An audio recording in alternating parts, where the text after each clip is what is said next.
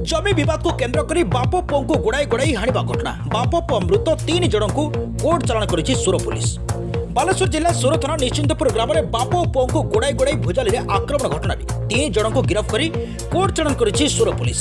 सूचना अनुसार गत 19 तारिख निश्चिंतपुर ग्राम ईश्वर बेहरा और तांको पुओ कार्तिक बेहरा से ग्राम रमेश बेहरा और शशिकांत बेहरा जमी जमा विवाद को नहीं गोड़ाई गोड़ाई भुजाली आक्रमण करते।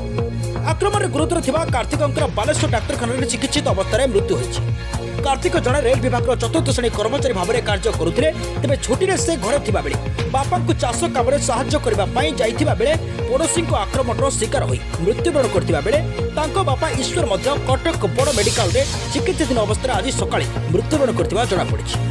तेरे सोर पुलिस और ग्रामवासी आक्रमणकारी शशिकांत रमेश समेत आक्रमण में सहयोग कर माँ सावित्री को से दिन घटनास्थल काबू कर अटक रखी पचरा उचरा करुवा बेले तेज आज से गिरफ्त कर केस नंबर 225/20 आधार एक मामला रुजु कर कोर्ट चालाण कर जଣାपड़ी।